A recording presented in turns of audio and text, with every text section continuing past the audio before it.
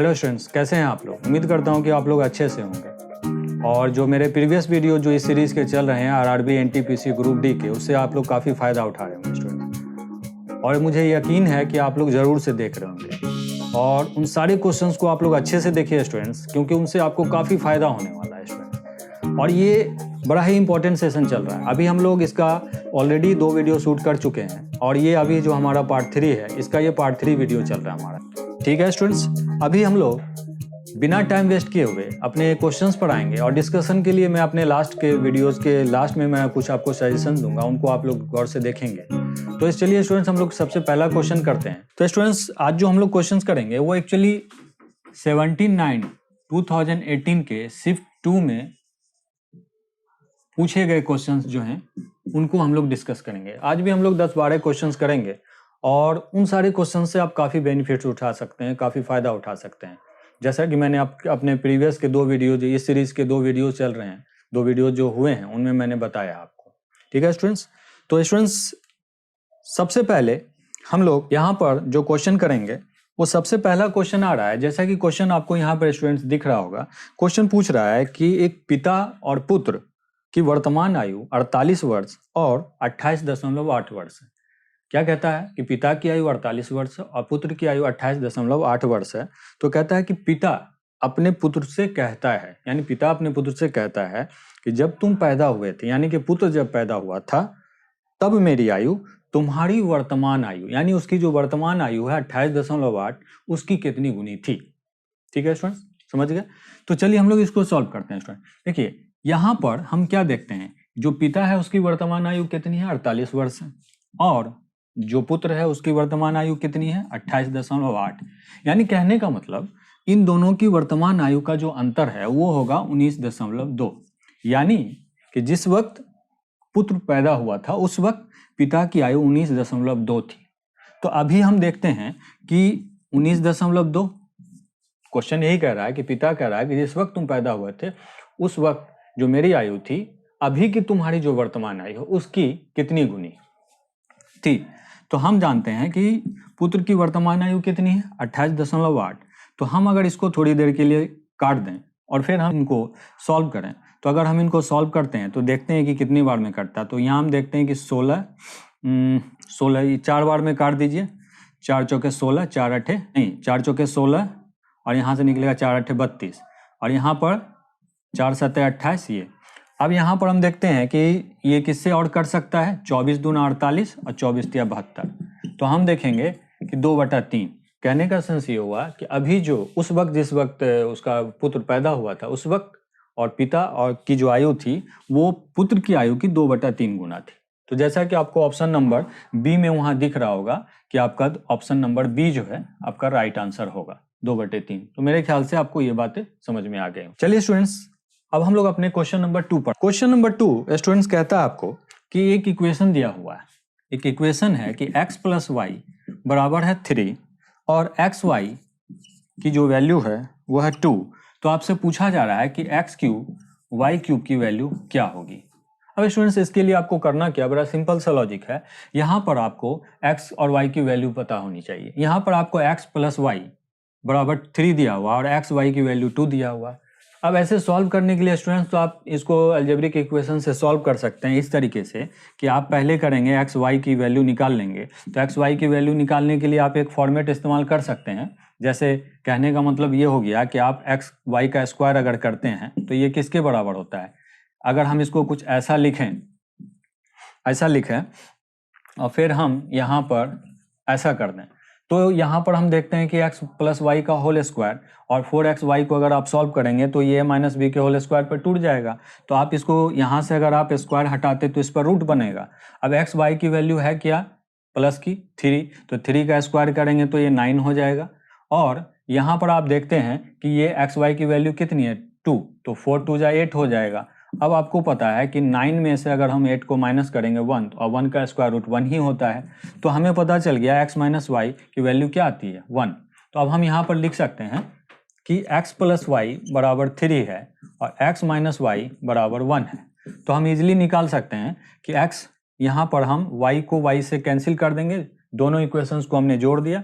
2x = 4 अब यहाँ पर 3 में 1 जोड़ दिया 4, तो हमने देखा x की वैल्यू कितनी आ गई 2, तो यहाँ पर y की वैल्यू कितनी आ जाएगी 3 में इस 2 को माइनस कर देंगे 1, तो अब हमें यहाँ पर पुट कर देना उसी को। यहाँ पर हम क्या कर सकते हैं, x के जगह पर 2 पुट कर देंगे और y के जगह पर 1 पुट कर देंगे। अब 2 को 3 बार करेंगे तो 8 हो जाएगा और 1 को 3 बार करिए, कुछ बार भी करिए तो 1 ही आएगा, तो इसका डिफरेंस कितना आया 7। अब देखिए स्टूडेंट्स, इतना लंबा इक्वेशन करना पड़ा, तो कितना है, इतना लंबा इक्वेशन करने की जरूरत थी क्या? हम चाहते तो यहीं पर कहानी खत्म कर सकते थे। वो कैसे? फाइनली आपने आंसर्स तो देख लिया कि 7 आ गया। अगर हम कुछ ये सब इस्तेमाल ना करें और डायरेक्ट ही हम क्वेश्चन को सॉल्व करें तो क्या वो पॉसिबल है? ऑफ कोर्स पॉसिबल है। अब देखिए स्टूडेंट्स, यहाँ कह रहा था कि x + y 3 है और xy 2 है। अब एक बात बताइए आप, यहाँ पर अगर हम x की वैल्यू 2 रख दें और यहाँ पर 1 रख दें तो 2 1 3 हो जाएगा ना, और यहाँ पर x को यानी कि 2 को अगर 1 से मल्टीप्लाई करें 2, मतलब कहने का है कि अगर हम x की वैल्यू 2 रखते हैं और y की वैल्यू 1 रखते हैं तो ये इक्वेशन सेटिस्फाइड करता है और ये भी सेटिस्फाइड करता है। तो कहीं ना कहीं हम अगर x की वैल्यू यहाँ पर अगर 2 रखते और y की वैल्यू 1 रखते तो भी हमारा आंसर 7 आना था। 2 का पावर 3 8 होता और उसमें 1 का क्यूब यानी 1 ही होगा, उसमें माइनस करते तो हमारा आंसर फाइनली 7 आता। तो मेरे ख्याल से आपको ये चीज़ें समझ में आ गई होंगी। आप भी स्टूडेंट्स, आप लोगों को मैं यही सजेशन दूंगा, क्योंकि हमारे पास वक्त नहीं होता है हम सारे अलजेब्रिक इक्वेशन से क्वेश्चन को सॉल्व करें, तो हम जनरली इस तरीके से भी क्वेश्चन को सॉल्व कर सकते हैं। ठीक है स्टूडेंट्स, तो मेरे ख्याल से आपको समझ में आया होगा, मैंने दोनों तरीके से इस क्वेश्चन को करके बताया। स्टूडेंट्स, अब हमारा जो नेक्स्ट क्वेश्चन है वो है ये, कहता है कि भूमि का एक त्रिभुजाकार भाग जिसकी भुजाएं 72 मीटर, 30 मीटर और 78 मीटर हैं, को 20 पैसे प्रति वर्ग मीटर की दर से समतल कराने का खर्च क्या आएगा? 20 पैसे प्रति वर्ग मीटर की दर से। तो चलिए पहले इसको मैं यहाँ लिख करके समझाता हूँ स्टूडेंट। इसके लिए सबसे पहले स्टूडेंट हमें यहाँ पर एक त्रिभुजाकार, थोड़ा सा इसको और आप ये कर दीजिए तो ज़्यादा बेटर रहेगा, क्योंकि इसके तीनों साइड अलग अलग हैं। तो हम लोग कुछ ऐसा बनाते हैं, ऐसा। तो कहता है कि एक त्रिभुजाकार भूमि है जिसकी भुजाएं हैं, एक तो आप 72 मीटर मान लीजिए, इसको मान लीजिए आप 78 मीटर और इसको मान लीजिए आप 30 मीटर।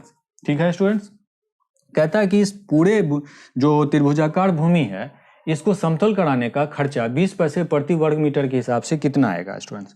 तो इसके लिए आपको करना क्या होगा स्टूडेंट, सबसे पहले जब भी याद रख लीजिए कि कोई भी ऐसी त्रिभुज हो जो त्रिभुज के तीनों भुजाएं असमान हो तो उसका क्षेत्रफल कैसे निकालते हैं। तो उसके लिए स्टूडेंट सबसे पहले जो हमें करना होता है, उसका सबसे पहले हमें परिमाप निकालना होता है, और परिमाप का आधा यानी कि सेमी पेरीमीटर अर्ध परिमाप निकालना होता है।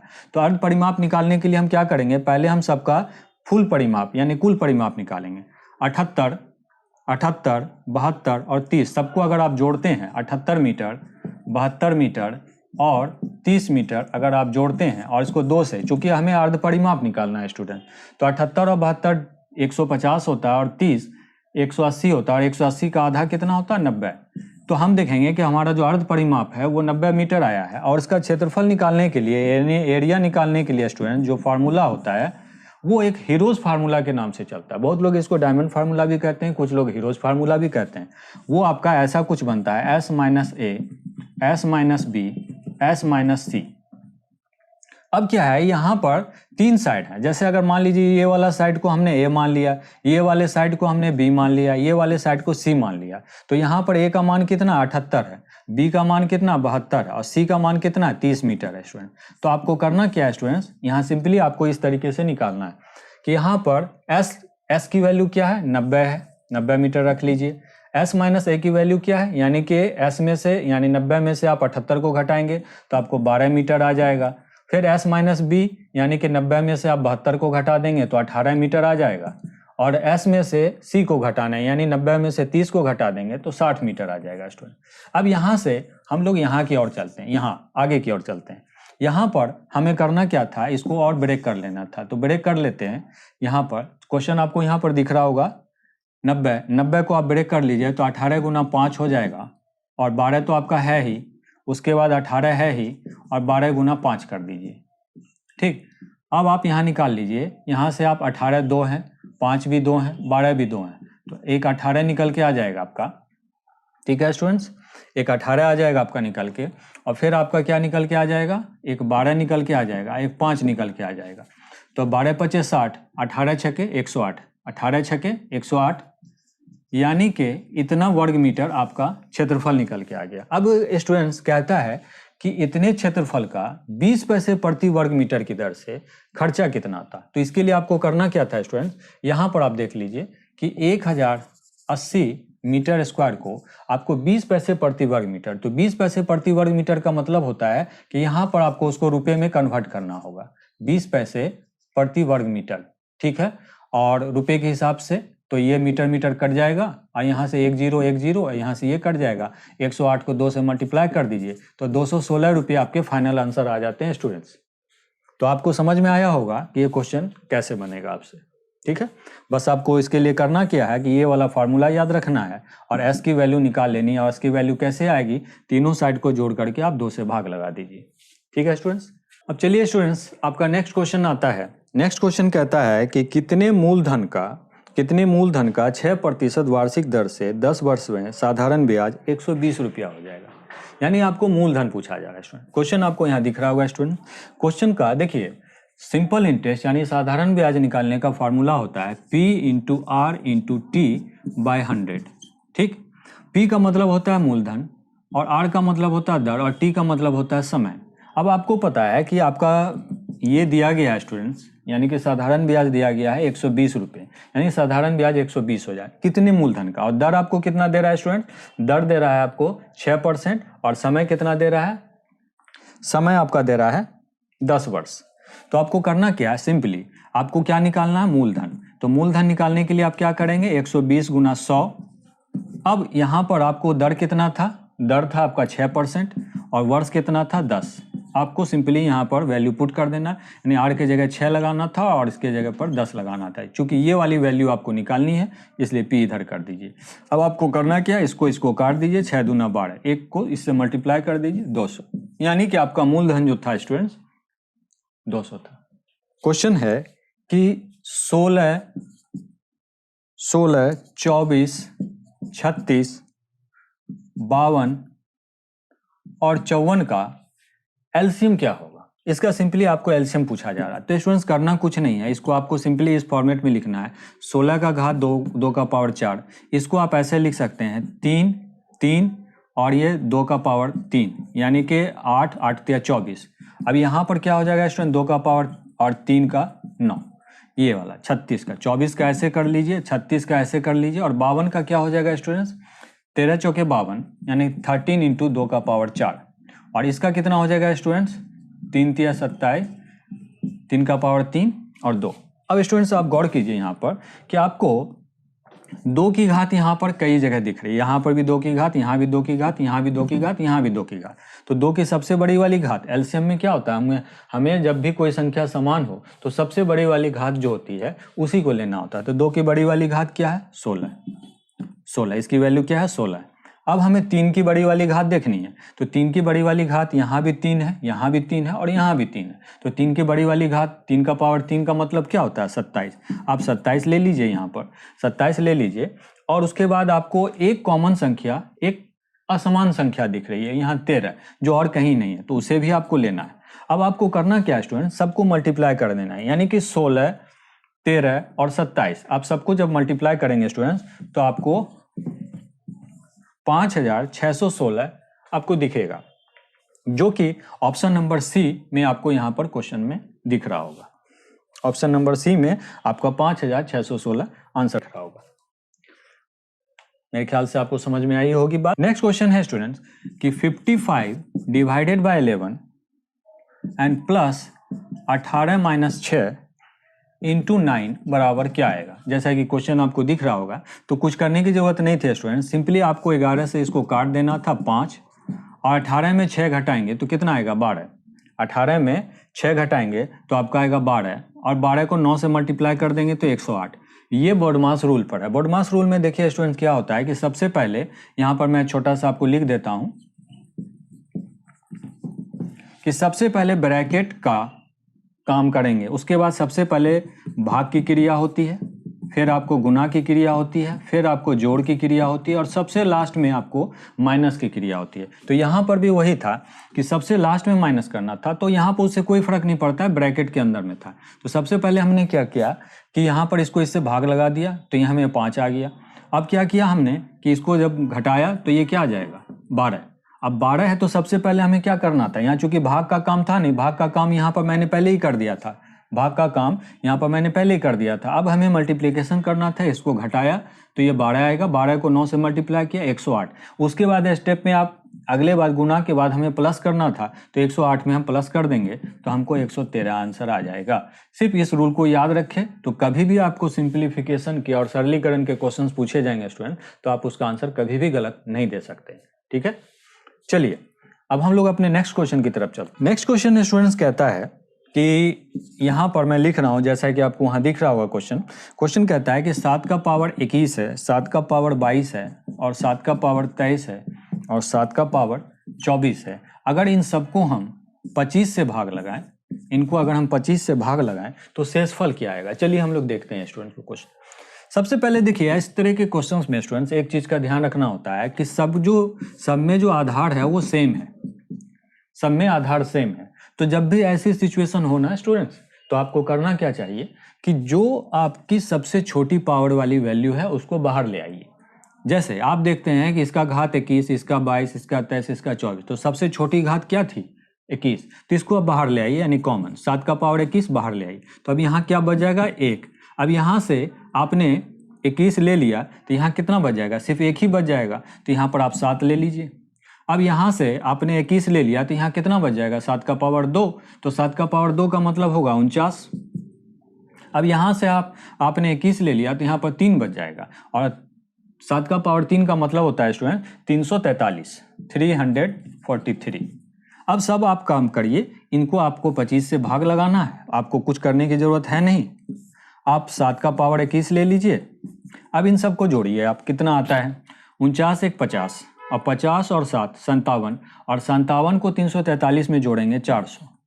अब स्टूडेंट्स आपको क्या नजर आता है, ये 400 जो है ये 25 से पूरी तरह से भाग लग जाएगा। कितनी बार में भाग लग जाएगा 16 बार में भाग लगेगा। 25 को 16 से मल्टीप्लाई कीजिए तो आपको 400 आ जाता है। 25 ढाई के 250 और 25 छके 150, तो 250 प्लस 150 400। तो ये जब कट ही जाएगा तो हमें शेषफल क्या मिलेगा 0। तो हम कहेंगे कि अगर इसको हम 25 से भाग लगाते तो हमको शेषफल क्या मिलता 0 मिलता। मेरे ख्याल से आपको समझ में आ गई होगी बात।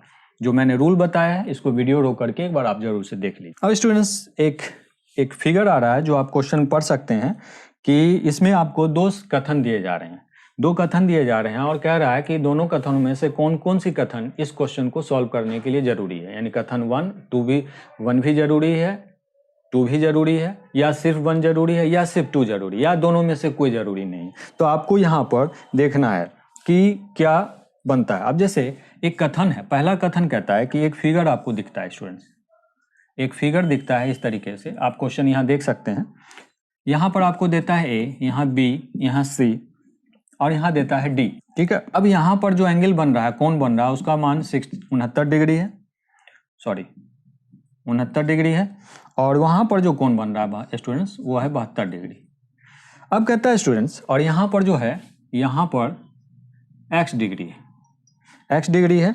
तो कहता है अब इसको ये कथन 1 है और एक कथन और देता है हमें, ये कथन देता है कि ACB बराबर है आपका 180 माइनस x। दूसरा कथन हमारा ये है, ये पहला कथन है, ये दूसरा कथन है। अब देखिए स्टूडेंट्स, यहाँ गौर करने वाली बात है कि क्या सिर्फ हम इस कथन 1 को देख करके, यानी इस फिगर को देख करके हम आंसर दे सकते हैं, या इसके लिए हमें इसकी भी जरूरत है। तो आपको मैं बताऊं, इसमें इसका एक कॉन्सेप्ट होता है स्टूडेंट, ध्यान रखिएगा कि किसी भी त्रिभुज के 2 अंतः कोणों का योग उसके बाह्य कोण के बराबर होता है, उसके बाहरी कोण के बराबर होता है। जैसे कहने का मतलब ये हो गया, मैं आपको प्रूफ करके दिखाता हूं कि इसको आप जोड़िए, यहाँ पर 9 2 11 और 7 6 13 1 14, यानी 141। 141 आपको पता है स्टूडेंट्स कि किसी भी त्रिभुज के तीनों कोणों का योग 180 डिग्री होता है। तो अगर हम यहाँ पर देखते हैं कि 72 डिग्री और 69 डिग्री को अगर हम जोड़ते हैं छोड़ दिए, डिग्री को हटा दीजिए, 9 2 11, 7 6 13 1 14। तो अगर हम 180 में इसको घटा दें, 180 में इसको घटा दें तो हमें 9 मिलेगा, यहाँ पर 4 3 7 यानी 39 मिलेगा। तो हम कहेंगे स्टूडेंट्स कि यहाँ का जो कोण है, ये वाला अंदर का जो कोण है, ये 39 डिग्री बन रहा है। तो आपको पता है कि किसी भी सरल रेखीय कोण, यानी कि सरल रेखीय कोण है, अगर मैंने कहा यहाँ तक की वैल्यू 39 है तो यहाँ तक की वैल्यू क्या हो जाएगी, यहाँ तक की वैल्यू, क्योंकि इस दोनों कोणों का योग हमेशा 180 के बराबर होता है। तो अगर हम 39 कहेंगे तो ये फाइनल है कि यहाँ से यहाँ तक, ये जो बाहर का कोण बनेगा यहाँ पर, यानी यहाँ से यहाँ तक का जो कोण बनेगा वो 141 डिग्री के बराबर होगा। तो आप इस बात का प्रूफ देख सकते हैं स्टूडेंट कि दो अंतः कोणों का योग उसके बाहरी कोणों की योग। तो इसके लिए हमें स्टूडेंट्स क्या इसकी जरूरत थी? इसकी जरूरत थी ही नहीं, क्योंकि ऐसे ही हमें पता चल रहा था कि x का मान ऐसे ही निकल सकता था x डिग्री का, क्योंकि अगर इन दोनों को जोड़ते तो इसका अभी जैसे यहाँ पर हमने देखा कि बाहरी निकल गया तो हमें इसके अंदर की जरूरत थी ही नहीं। तो हम डायरेक्ट कह सकते थे 141 डिग्री यानी दो अंतः कोणों का योग उसके बाहरी कोण के बराबर होता है। तो इसके लिए हमें कथन 2 की आवश्यकता थी नहीं थी, हमें सिर्फ इस फिगर से काम चल सकता था। तो हम अपना आंसर दे सकते हैं कि सिर्फ ऑप्शन नंबर 1 जो आपका दे रहा है कि या तो 1 या 2 पर्याप्त थे, और ऑप्शन नंबर बी कह रहा है कि केवल 1 पर्याप्त था। तो हमें साफ साफ दिख रहा है कि ऑप्शन, ये जो कथन 1 है इसी की जरूरत थी, इसकी जरूरत थी ही नहीं, इसकी जरूरत नहीं थी हमें, इसके बिना ही हमारा क्वेश्चन सॉल्व हो गया। तो फाइनली हम देंगे हमारा ऑप्शन जो बनेगा वो बी बनेगा, और आंसर क्या आएगा आपने देख लिया कि बिना इसके ही हमारा 2 के काम चल गया। चलिए स्टूडेंट्स, अब हम लोग चलते हैं अपने नेक्स्ट क्वेश्चन पर। मेरे ख्याल से आपको ये बातें समझ में आई होंगी। कहता है स्टूडेंट्स कि जीत किसी काम को 25 दिन में पूरा कर सकता है, जबकि अंजी उसी को 20 दिन में पूरा कर सकता है। अब कहता है कि वे, यानी कि वे दोनों 5 दिन तक एक साथ काम करते हैं और फिर रंजीत काम को छोड़ करके चला जाता है। ठीक, तो कहता है कि अंजी शेष काम को कितने दिन में समाप्त करेगा। फिर से मैं क्वेश्चन रिपीट कर देता हूं, हालांकि आपको क्वेश्चन दिख रहा होगा कॉर्नर में, कि रंजीत किसी काम को 25 दिन में पूरा करता है, कि अंजी उसी काम को 20 दिन में पूरा करता है, और वे दोनों 5 दिन तक एक साथ काम करते हैं और उसके बाद रंजीत काम को छोड़ करके चला जाता है, और जो बचे हुए शेष काम है उसको अंजी कितने दिनों में पूरा करेगा, यही मेन क्वेश्चन आपका। तो स्टूडेंट्स देखिए, हम सीधे निकालेंगे, पहले 5 दिन का दोनों का संयुक्त कार्य निकालेंगे। 5 दिन तक उन दोनों ने जो कार्य किया उसका संयुक्त कार्य किया था उसको निकाल लेंगे। तो कहता है कि रंजीत 25 दिनों में करता है और जो अंजी है वो 20 दिनों में करता है। तो पहले हम उन दोनों का 5 दिन का काम निकाल लेंगे स्टूडेंट्स। तो ये हमें क्या काट दीजिए, इससे बताने की जरूरत नहीं है, 5 चौके 20 हो जाएगा और ये 4 इससे हो जाएगा, 5 इससे हो जाएगा, तो 9/20। अब आप देखते हैं कि उन दोनों का 5 दिन का जो काम है वो 9/20 है। तो अब आपका शेष काम क्या बचेगा, आप सीधे 20 में से 9 को घटा दीजिए। तो आप देखते हैं कि 20 में से अगर 9 को घटाएंगे तो 11/20 आएगा स्टूडेंट्स। ठीक है, अब जो ये शेष काम है वो किसे पूरा करना है, अंजी को पूरा करना है, क्योंकि रंजीत तो 5 दिन के बाद काम छोड़ करके चला गया है। तो अब शेष काम तो जाहिर सी बात है कि अंजी को करना है। तो अंजी आप देखिए, जो ये बाकी बचे हुए शेष काम है, ये शेष काम है, शेष कार्य है, इसको कंप्लीट करेगा। तो ये आप देखिए कि अंजी एक काम को कितने दिनों में कर सकता है, 20 दिनों में करता है। तो इतने काम को कितने दिनों में करेगा, तो सीधे आप 20 से मल्टीप्लाई कर दीजिए, तो 20 काट दीजिए, आपका फाइनल आंसर क्या हो जाएगा, 11 दिन। यानी कि 11 दिनों में अंजी जो है काम को कंप्लीट करेगा, जैसा कि आपको ऑप्शन नंबर बी दिख रहा होगा स्टूडेंट। 11 दिन में वो अपना काम शेष वर्क कंप्लीट करेगा। तो ऑप्शन नंबर बी आपका राइट आंसर होगा, जो कि आपको ऑप्शन में दिख रहा होगा। ठीक है स्टूडेंट्स, आगे बढ़ते हैं हम लोग। एक क्वेश्चन है आपका, एक कह रहा है कि एक समानांतर चतुर्भुज है जिसकी चतुर्भुज PQRS है, जिसकी भुजाओं की लंबाई 8 सेंटीमीटर और 12 सेंटीमीटर है, और उसमें 10 सेंटीमीटर लंबा एक विकर्ण। तो कहता है दूसरे विकर्ण की लंबाई क्या होगी, दूसरे विकर्ण की लंबाई लगभग में क्या होगी, यही पूछ रहा है आपसे स्टूडेंट। तो देखिए इसके लिए स्टूडेंट्स आपको करना क्या होगा कि पहले आपको एक समानांतर चतुर्भुज, क्वेश्चन आप वहां से देख सकते हैं, समानांतर चतुर्भुज है आपका, आपको यहाँ पर PQRS ऐसे दे देना होगा, और सिंपली आपको करना क्या होगा, एक विकर्ण दे दीजिए स्टूडेंट्स, विकर्ण दे दीजिए। अब जो विकर्ण आपका बन रहा है वो आपका 10 सेंटीमीटर का बन रहा है, और दूसरा विकर्ण जो है स्टूडेंट्स वो ये है PR। आपको करना क्या है कि यहाँ पर आपको एक दे रहा है कि एक साइड आपका दे रहा है 8 और एक साइड आपका दे रहा है 12।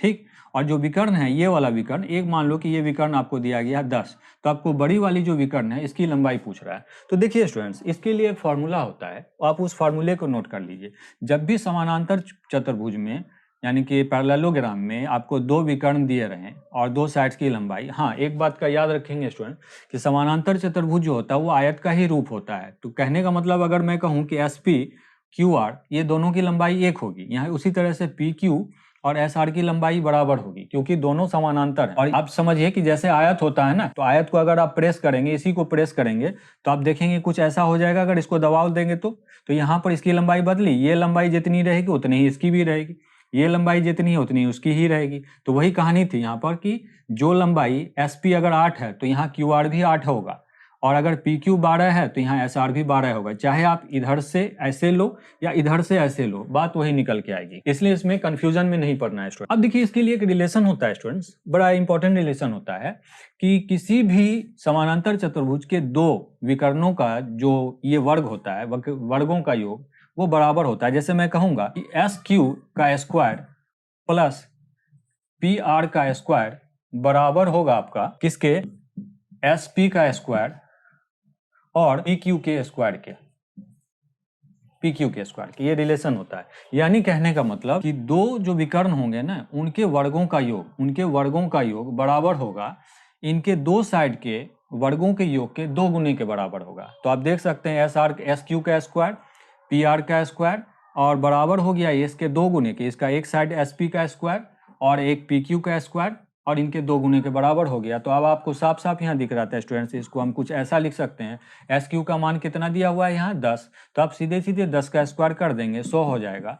आपको पी आर की वैल्यू पूछी जा रही है, यानी ये वाला विकर्ण की लंबाई पूछी जा रही है। आप बिना टाइम वेस्ट किए एस पी का मान कितना है आपका 8, तो 8 का स्क्वायर करेंगे तो ये 64 हो जाएगा, और पी क्यू की वैल्यू कितनी है 12 है, तो 12 का स्क्वायर करेंगे तो 144 हो जाएगा स्टूडेंट। अब आपको पता है स्टूडेंट कि सिंपली हमें पी आर निकालना। यहाँ पर देखिए स्टूडेंट्स कि 64 में अगर आप इसको जोड़ते हैं तो 208 होगा, और 208 को 2 से जो मल्टीप्लाई करेंगे 416 होगा, और 416 में अगर 100 को घटा देंगे तो आपको कितना बचेगा 316। तो सीधा सीधा पी आर पर से घटा देंगे तो आपको 316 निकल के आ जाएगा। अब आपको 316 की वैल्यू निकालनी है, 316 का आपको निकालना है, तो आपका इसका लगभग जो वैल्यू आएगा वो 17.8 आएगा मान मीटर, इसकी जो ये आएगी निकल के वो 17.8 आएगी। जैसा कि आपको ऑप्शन में दिख सकता है स्टूडेंट्स, इस 17.8 आपका ऑप्शन नंबर डी है, उसका आंसर है स्टूडेंट्स। तो स्टूडेंट्स मैं यहाँ पर आपको एक चीज बताऊं कि मैं वीडियो के अंत में आपको मैं यहीं पर ये समझा देता हूँ, अंत में क्यों बल्कि मैं यहीं समझा देता हूँ कि जब भी आपको ऐसी संख्या निकल के आ जाए जो परफेक्ट स्क्वायर नहीं है तो उसका वर्ग कैसे निकालते हैं, उसका स्क्वायर रूट कैसे निकालते हैं, उसको भी हम लोग सीखेंगे यहाँ पर। तो यहाँ पर पहले तो आप ये देख लीजिए कि 316 का स्क्वायर रूट क्या निकल के आया 17.8 मीटर। तो आपका फाइनल आंसर हो गया कि जो आपको पी आर की वैल्यू थी, यानी ये वाला जो वर्ग, ये वाला जो विकर्ण था, इसकी लंबाई कितनी निकल के आ रही है 17.8 मीटर। तो ये तो क्लियर हो गया। अब हम लोग थोड़ा सा सीख लेते हैं कि जब संख्या एक परफेक्ट स्क्वायर नहीं होती है तो उसका स्क्वायर रूट कैसे निकालते हैं। अब स्टूडेंट्स यहाँ पर हम लोग थोड़ा सा सीखते हैं, क्योंकि मैथ में सारी चीजें एक दूसरे से इंटर रिलेटेड होती हैं। तो आपको सीखना है कि अगर जैसे अभी आपने देखा था कि 316 का स्क्वायर रूट मैंने 17.8 तक निकाला था, तो आपको उसको कैसे निकाला मैंने उसको सीख लीजिए। तो इसके लिए स्टूडेंट्स आपको करना क्या होता है कि एक फॉर्मेट होता है कि आपको यहाँ पर वो फॉर्मेट को ऐसे याद रखना है, x प्लस y। अब आपको करना क्या है कि जो संख्या यहाँ पर दिख रही है ना स्टूडेंट्स, जो संख्या यहाँ पर दिख रही है उस संख्या के नजदीक में कोई ऐसा नंबर है जो कि परफेक्ट स्क्वायर है। तो आपको पता है कि 316 से आगे जब आप बढ़ते हैं तो आपको क्या दिखता है 324। तो आप सिंपली यहाँ देख लीजिए कि अगर मुझे कोई कहे कि 324 में मैं कितना घटा दूं, अगर 324 में से मैं 8 घटाता हूं तो 316 आ जाएगा। तो याद रखिए जब आपको आगे ले जाना है तो आपको जितना आगे ले जाना है स्क्वायर के आगे तो उतना प्लस कर देना है, और अगर आपको उसको वापस आना है तो आपको उसके लिए माइनस कर देना है। तो इसीलिए मैंने प्लस माइनस दोनों का इस्तेमाल दिया। तो अब आप देख सकते हैं स्टूडेंट्स, जब भी ऐसी सिचुएशन हो जाए तो आपको करना क्या होता है, सिंपली आपको मैं फिर से दोबारा से लिख देता हूँ 324 माइनस 8। तो अब हम देख रहे थे कि यहाँ पर हमें माइनस का इस्तेमाल करना पड़ा, तो इसके लिए आपको एक फॉर्मेट होता है x प्लस माइनस आपका y two root under x। आप हमेशा याद रख लीजिए, इस फॉर्मेट पर आप इजीली निकाल सकते हैं। अब आप देखिए रूट x की वैल्यू क्या थी 324, तो अब आप यहाँ रखेंगे 324। अब चूंकि यहाँ आपने माइनस किया है तो यहाँ पर आप माइनस का सिंबल इस्तेमाल करेंगे। y की वैल्यू क्या है यहाँ पर 8 है, 8 ले लीजिए आप। और यहाँ पर भी रूट एक्स की वैल्यू क्या लिखेंगे 324। अब आपको करना है 324 का वर्गमूल 18 होता है, आपको पता है स्टूडेंट। यहाँ से आप इसको काट दीजिए, 2 चौके 8। तो हम लोगों ने देखा यहाँ पर कि ये 4 हो जाएगा, 2 से आप काट दीजिए, इसकी वैल्यू हो जाएगी 18। फिर से आप काट दीजिए तो 18 माइनस 2/9। अगर आप इसको सॉल्व करेंगे तो आपको इतना निकल के आ जाएगा। तो जब भी स्टूडेंट्स आपको ऐसी सिचुएशन आ जाए कि यहाँ पर आपको कोई परफेक्ट स्क्वायर नहीं रहे तो आप इस फॉर्मेट पर इजीली आप किसी का स्क्वायर रूट नहीं, क्योंकि स्टूडेंट्स मैंने ऐसा जरूरी समझा तो मैंने इसको करवा दिया। और मैथ्स में देखिए स्टूडेंट्स एक बात का ध्यान रखिएगा कि सारे चैप्टर्स, सारे सेक्शंस जो होते हैं ना, एक दूसरे का यूज कहीं ना कहीं होता ही है, यानी एक दूसरे से इंटर रिलेटेड होते हैं स्टूडेंट्स। तो स्टूडेंट्स अब हम लोग अपने नेक्स्ट क्वेश्चन की तरफ बढ़ते हैं स्टूडेंट्स। नेक्स्ट क्वेश्चन हमारा आ रहा है, नेक्स्ट क्वेश्चन आ रहा है कि सहअभाज्य संख्याएं, जैसा कि क्वेश्चन आपको दिख रहा होगा, सहअभाज्य संख्याएं देता है कि ए एंड बी दो सहअभाज्य संख्याएं हैं, तो उनका कहता है लघुत्तम समावर्त क्या होगा। तो देखिए स्टूडेंट्स, इनका सिंपली है कि इनका जो एलसीएम होगा वो ए बी होगा, इन दोनों का गुणनफल होगा। क्यों ऐसा है इसको समझिए। ये फाइनल आंसर तो आपका ए बी होगा, जो कि आपको ऑप्शन नंबर सी में दिख रहा होगा। इसमें ऐसा क्यों बोला मैंने, इसको समझिए। जैसे सपोज कर लीजिए, पहले हमें ये समझना पड़ेगा कि सहअभाज्य होता क्या है। तो सहअभाज्य होता है स्टूडेंट्स कि जैसे मान लीजिए मैंने लिया 2 और 5, अब मैंने कहा इसका एलसीएम निकालना है। तो सहअभाज्य संख्याएं जब भी होती है ना, तो उनमें याद रख लीजिए कि वो उनका जो कॉमन फैक्टर होता है ना, उनका एचसीएफ हमेशा 1 होता है। यानी कि अगर आप 2 को गुणनखंड करेंगे तो 2 गुना 1, और 5 को गुणनखंड करेंगे तो 5 गुना 1 आएगा। तो इन दोनों में कॉमन फैक्टर क्या आ रहा है 1। तो हम कहेंगे कि 2 भी और 5 भी दोनों 1 से ही कर सकता है। कोई भी आप उठा के लिख लीजिए। मान लीजिए हमने 5 और 7 ले लिया, तो आपको साफ साफ दिख रहा है कि 5 गुना 1 और 7 गुना 1 ऐसे दिख रहा है। तो आप देख सकते हैं कि दोनों में 1 कॉमन है। कोई भी आप सहअभाज्य संख्या लेंगे, उनका जोड़ा लेंगे तो वो 1 से ही कटेगा। तो यहाँ पर सिंपली अगर मैं कहता कि 2 और 5 का आप एलसीएम लीजिए, तो आप क्या कहते हैं कि सिंपली जब कॉमन है ही नहीं तो आप क्या करते, दोनों को मल्टीप्लाई कर देते, 2 को 5 से। यहाँ भी अगर मैं 5 और 7 का एलसीएम पूछता तो आप कहते 35। यहाँ तो आप देख लीजिए आप कि कोई भी दो अभाज्य संख्याएं जब लेते हैं, सहअभाज्य संख्याएं, तो उनका गुणनफल ही उनका एलसीएम होता है। तो वहां पर भी यही सेम कहानी थी कि ए और बी दो सहअभाज्य संख्याएं थी, तो हमसे पूछा कि उनका एलसीएम क्या होगा, तो इन दोनों का गुणनफल ही उनका एलसीएम होगा। यहाँ मैंने उदाहरण दे करके 2 उदाहरण में समझाया है। तो आपका फाइनल आंसर क्या होगा, ए बी, और ऑप्शन नंबर सी वो आपका आ रहा है यहाँ पर, जो कि आपको क्वेश्चन दिख रहा होगा। कहता है कि लंबवतीय शंकु की ऊंचाई और तिरछी ऊंचाई, एक लंबवतीय शंकु की ऊंचाई और तिरछी ऊंचाई 24 सेंटीमीटर और 25 सेंटीमीटर है, और पाई का मान 22/7 दिया हुआ है। तो कहता है कि शंकु का वक्र पृष्ठ का क्षेत्रफल निकालिए। मतलब अगर मैं कहूं कि एक कोण है, कोण की हाइट दी गई है और सलांट हाइट दी गई है, और यानी कि हाइट जो है वो 24 सेंटीमीटर और सलांट हाइट 25 सेंटीमीटर है, पाई की मान तो है ऑब्वियसली 22/7 होती है।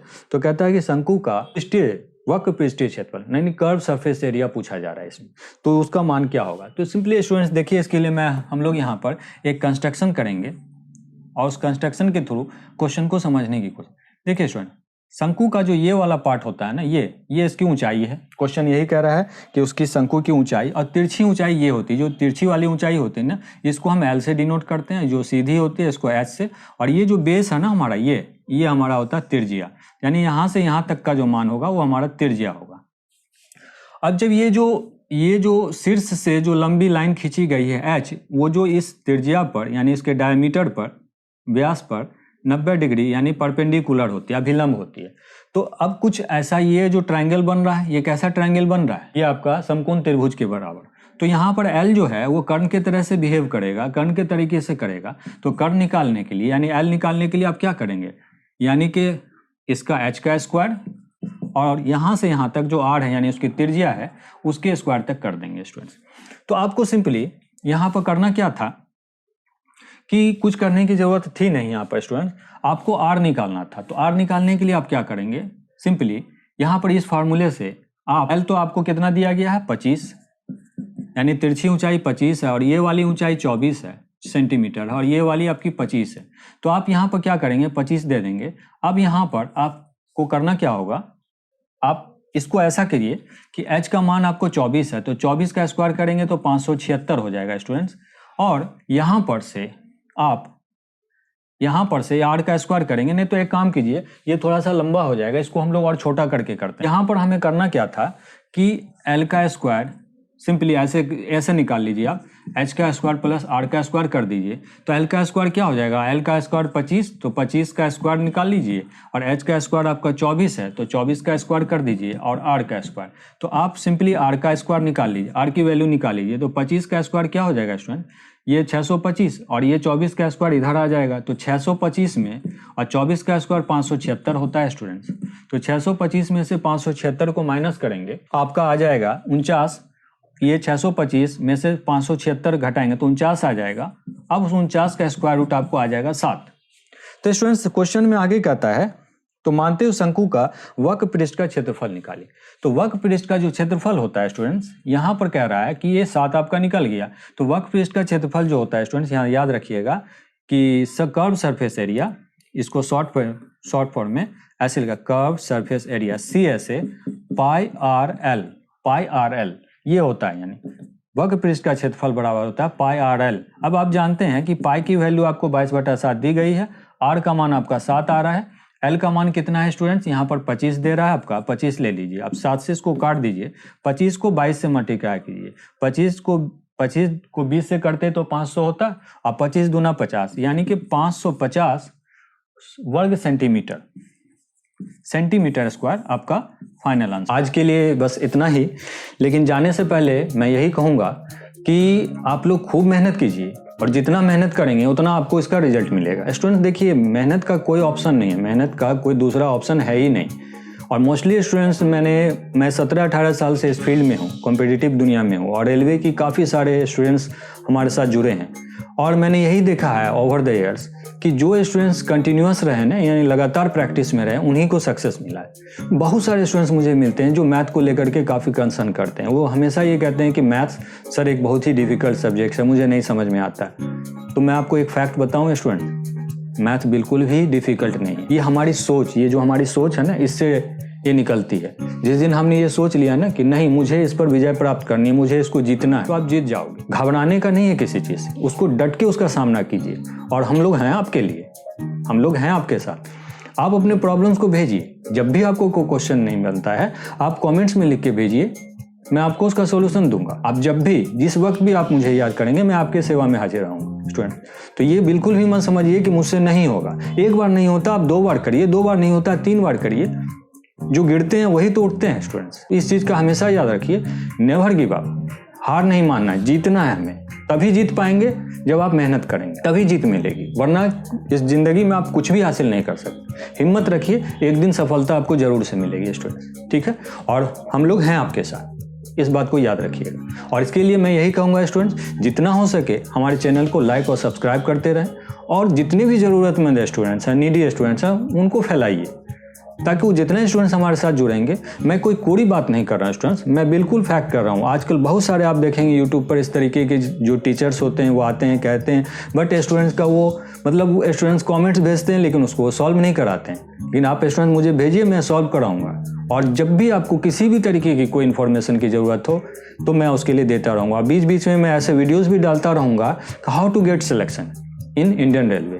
इंडियन रेलवे में सिलेक्शन पाने का क्या तरीका है, उसके लिए क्या पढ़ें क्या नहीं पढ़ें, कैसे आपको जीएस पढ़ना है, कैसे आपको मैथमेटिक्स पढ़ना है, कैसे आपको रीजनिंग्स पढ़ना है, इन सबकी डिटेल्स मैं देता रहूँगा। ताकि आप कितने % पर जनरल की कट ऑफ जाती है, कितने पर आपकी SC की जाती है, ST की जाती है, OBC की जाती है, ये सारे डिटेल्स के लिए मैं अलग से एक वीडियोज़ आपको बनाऊँगा। और मैं कंटिन्यूसली इस तरह के वीडियोज़ बनाता रहूँगा, ताकि आपको इससे काफ़ी फ़ायदा मिले। सिर्फ पढ़ लेने से रिजल्ट नहीं होगा स्टूडेंट्स, इस बात को याद रखेंगे। जब तक आपको ये आइडिया नहीं हो कि हमें कितने क्वेश्चंस को करके आना है जिससे कि हमारा सिलेक्शन हो, ये सवाल स्टूडेंट्स के मन में बार बार होता है कि हमें कितना स्कोर करना है। सर हम जनरल से आते हैं, कोई कहता है कि सर हम SC से आते हैं, कोई कहता है हम ST से आते हैं, कोई कहता है सर हम OBC से आते हैं, हमें कितना स्कोर करना चाहिए। तो इस बात का ध्यान रखना बहुत ज़रूरी होता है।